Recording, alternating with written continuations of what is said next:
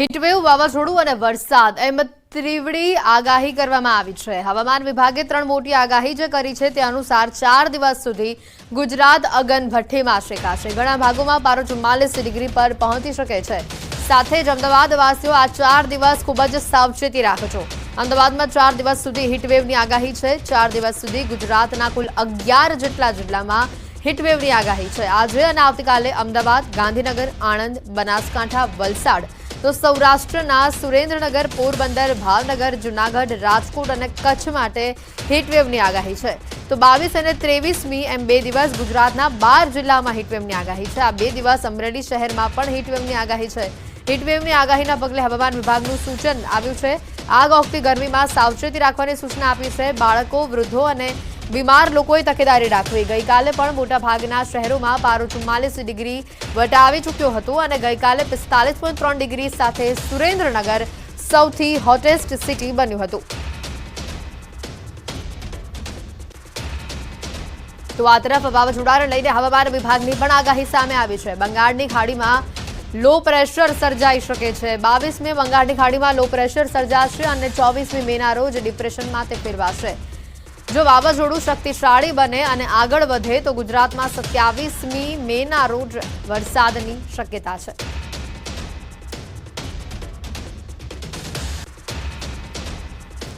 આ તરફ દેશમાં ચોમાસાની દસ્તકનું કાઉન્ટડાઉન શરૂ થઈ ગયું છે। ખેડૂતો માટે ખુશખબર છે। અંદમાન નિકોબાર ટાપુ પર ચોમાસું બેઠાની સત્તાવાર જાહેરાત થઈ ચૂકી છે અને હવે કેરળની નજીક ચોમાસું પહોંચ્યું છે।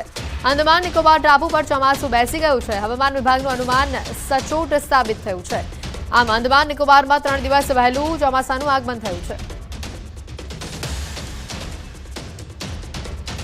તો જે રીતની આગાહી સામે આવી હતી, એક બાજુ અગનભઠ્ઠીમાં ગુજરાત શેકાશે આવનારા 4 દિવસ અને તે બીજી બાજુ વાત કરીએ તો બંગાળની ખાડીમાં એક લો પ્રેશર સિસ્ટમ સક્રિય થઈ રહી છે અને ત્રીજી વાત અંદમાન નિકોબારમાં ચોમાસાનું કાઉન્ટડાઉન શરૂ થઈ ચૂક્યું છે। 3 દિવસ વહેલું અંદમાન નિકોબારમાં ચોમાસાની એન્ટ્રી થઈ ગઈ છે। એટલે સત્તાવાર રીતે જે હવામાન વિભાગ દ્વારા જાહેરાત કરવામાં આવી હતી તે અહીંયા સાચી ઠરી છે।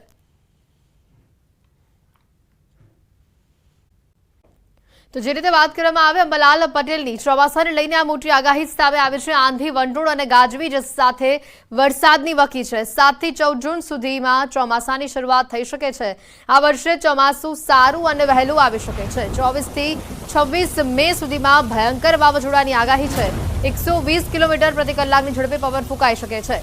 ઉત્તર મધ્ય ગુજરાત સહિત વિવિધ ભાગોમાં વરસાદની પણ વકી છે। કચ્છ, સૌરાષ્ટ્ર સહિતના ભાગોમાં ભારે વરસાદ આવી શકે છે। ભયંકર પૂરની સ્થિતિ પણ ઊભી થઈ શકે છે।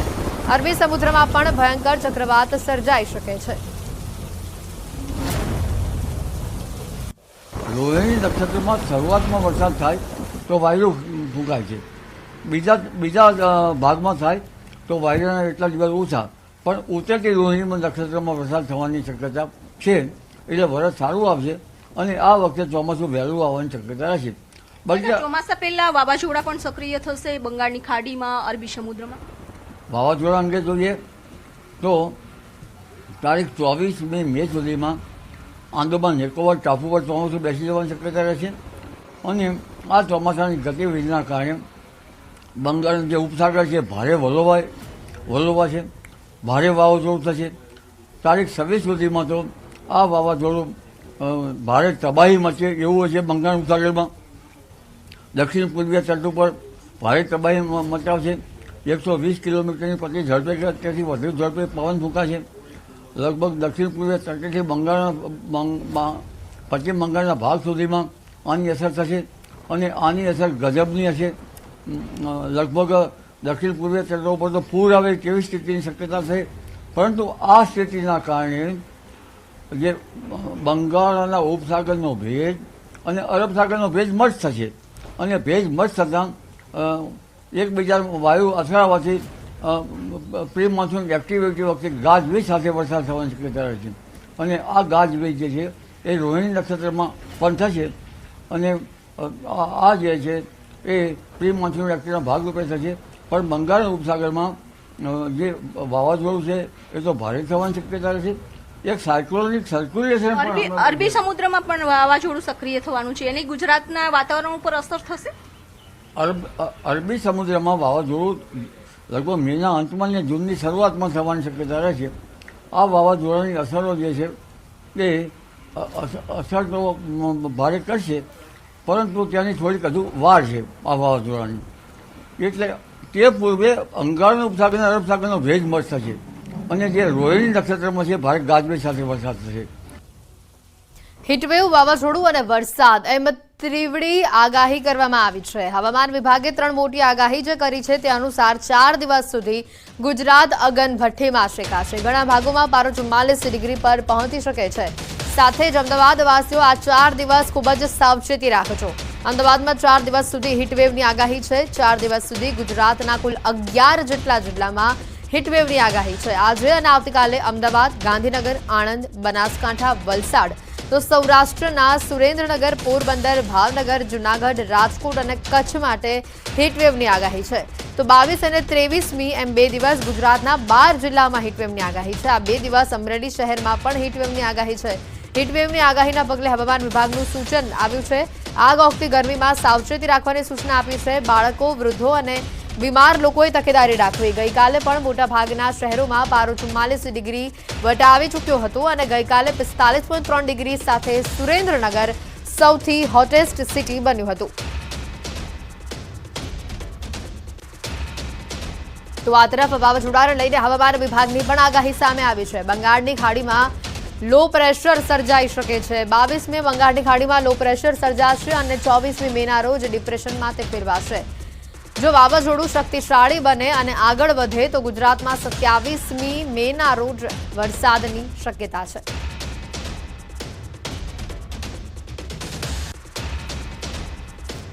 આ તરફ દેશમાં ચોમાસાની દસ્તકનું કાઉન્ટડાઉન શરૂ થઈ ગયું છે. ખેડૂતો માટે ખુશખબર છે. અંદમાન નિકોબાર ટાપુ પર ચોમાસુ બેઠાની સત્તાવાર જાહેરાત થઈ ચૂકી છે અને હવે કેરળની નજીક ચોમાસું પહોંચ્યું છે.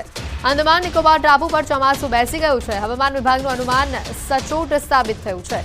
આમ અંદમાન નિકોબારમાં 3 દિવસ વહેલું ચોમાસાનું આગમન થયું છે.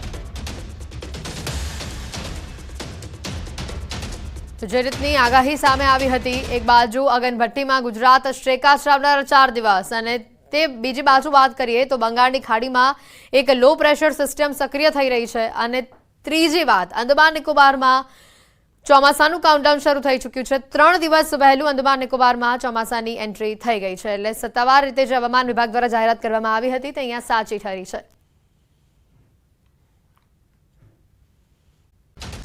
હમણાં ગરમીમાંથી રાહત મળવાની શક્યતા ઓછી રહેશે. હજુ પણ ગરમી રહેશે. મહત્તમ તાપમાન મધ્ય ગુજરાતના ભાગમાં 45 ડિગ્રી સેલ્સિયસ જેવું થવાની શક્યતા રહેશે. ઉત્તર ગુજરાતના ભાગમાં 43-44 ડિગ્રી સેલ્સિયસ જેવું થવાની શક્યતા રહેશે અને ઉત્તર સૌરાષ્ટ્રના ભાગોમાં પણ 41 ડિગ્રી 42 ડિગ્રી સેલ્સિયસ જેવું શક્યતા રહેશે. ગિરનારના ભાગમાં પણ ગરમી રહેશે. અમરેલીના ભાગોમાં પણ ગરમી રહેવાની શક્યતા રહેશે. એટલે ગરમી જે છે એ હજુ રાજ્યના ઘણા ભાગોમાં લગભગ ત્રાહીમાં પોકાતી રહેવાની શક્યતા રહેશે.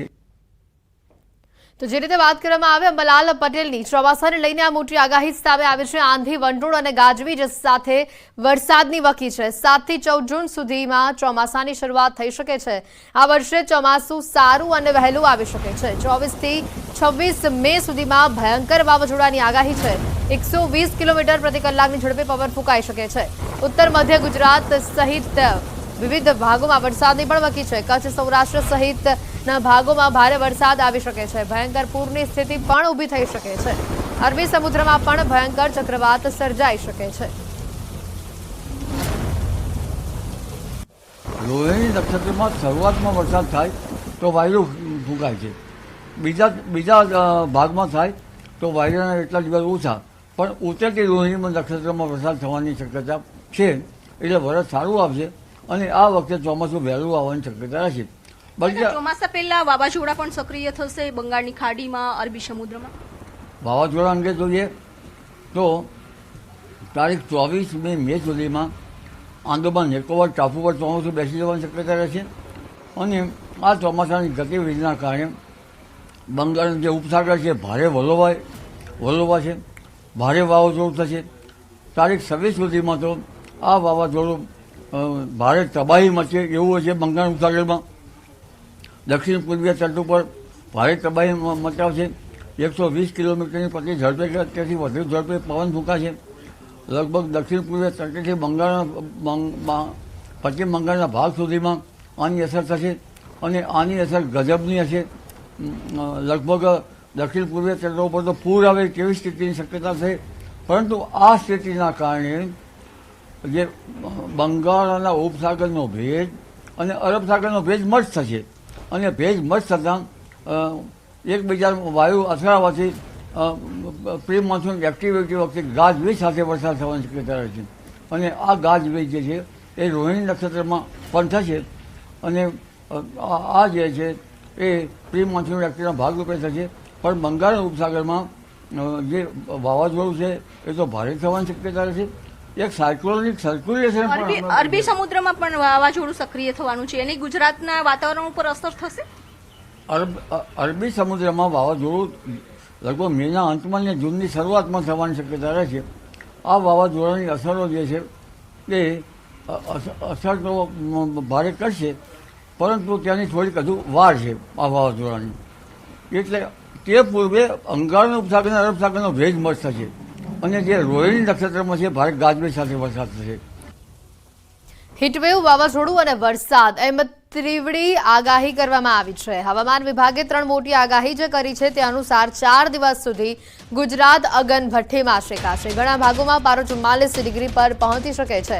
સાથે જ અમદાવાદવાસીઓ આ 4 દિવસ ખૂબ જ સાવચેતી રાખજો. અમદાવાદમાં 4 દિવસ સુધી હીટવેવની આગાહી છે. 4 દિવસ સુધી ગુજરાતના કુલ 11 જેટલા જિલ્લામાં હીટવેવની આગાહી છે. આજે અને આવતીકાલે અમદાવાદ, ગાંધીનગર, આણંદ, બનાસકાંઠા, વલસાડ તો સૌરાષ્ટ્રના સુરેન્દ્રનગર, પોરબંદર, ભાવનગર, જૂનાગઢ, રાજકોટ અને કચ્છ માટે હીટવેવની આગાહી છે. તો 22 અને 23મી એમ 2 દિવસ ગુજરાતના 12 જિલ્લામાં હીટવેવની આગાહી છે. આ 2 દિવસ અમરેલી શહેરમાં પણ હીટવેવની આગાહી છે. હીટવેવની આગાહીના પગલે હવામાન વિભાગનું સૂચન આવ્યું છે.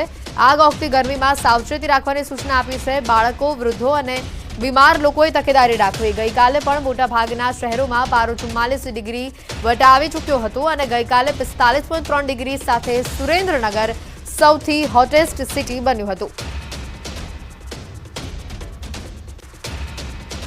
તો આ તરફ વાવાઝોડાને લઈને હવામાન વિભાગની પણ આગાહી સામે આવી છે. બંગાળની ખાડીમાં લો પ્રેશર સર્જાઈ શકે છે. 22મી બંગાળની ખાડીમાં લો પ્રેશર સર્જાશે અને 24મી મેના રોજ ડિપ્રેશનમાં તે ફેરવાશે. જો વાવાઝોડું શક્તિશાળી બને અને આગળ વધે તો ગુજરાતમાં 27મી મેના રોજ વરસાદની શક્યતા છે.